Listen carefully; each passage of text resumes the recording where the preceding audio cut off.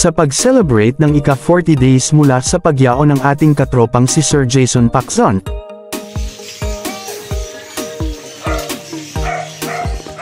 dala ng ating Nanay 01 ang paboritong ulam ng yumaong si Sir Jason kung tawaging Sir Paki.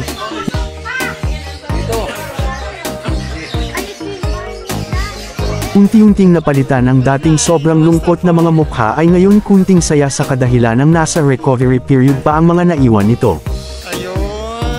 Nagtipon-tipong muli ang mga katropa at nagsama-sama sa isang munting salo-salo.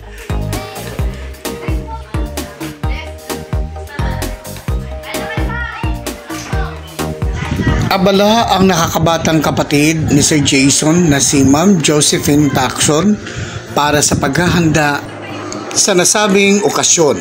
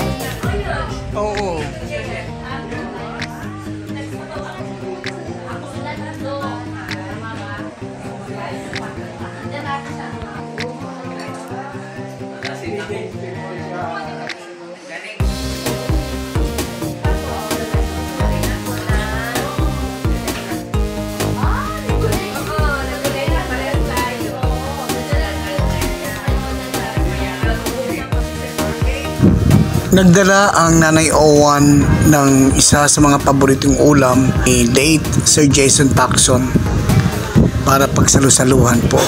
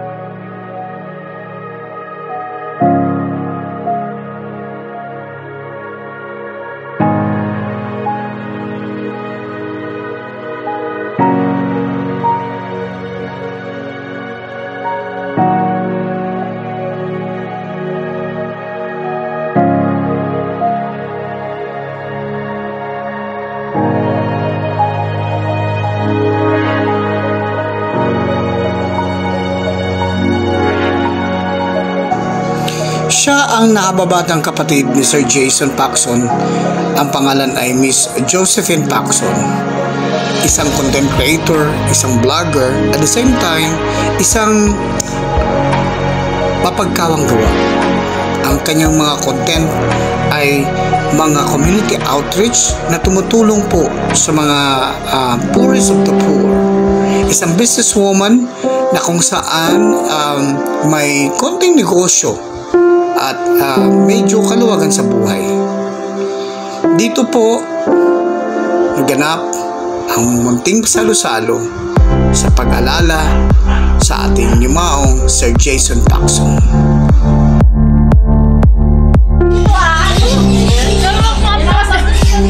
Pangingi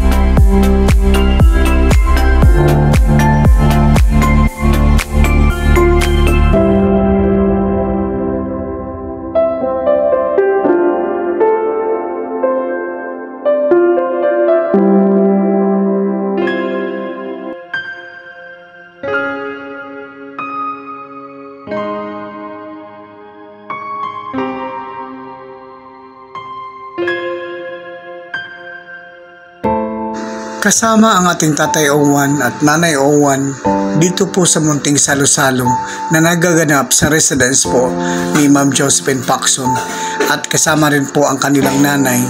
At dito, ramdam natin na kahit papano ay nagkaroon na ng sigla ang tahanan. Ma'am, anong pakiramdam mo ngayong full-fledged ka na dahil nag-o-taking ka na noong nakaraan? Yes.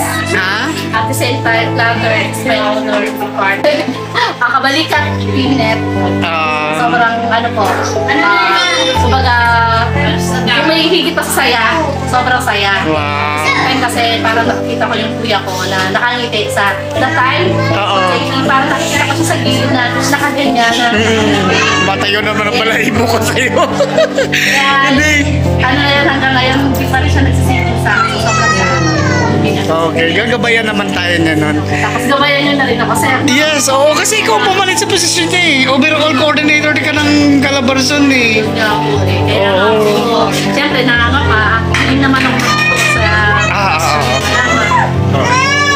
Yes, Miss Boy. Kasi talagang overall ang binigay na posisyon sa Calabarzon. Thank you po. Oo, Puso at sa si Ma'am Jopay kasi ang nag-declare. So ang advisor, meron po kasi kumbaga pagkakataon na pwede din ang advisor mag-promote ng with approval ni tatay na i-reassign yung call sign tapos yung posisyon. Buong Calabarzon siyang hawak. Overall coordinator. Thank you po.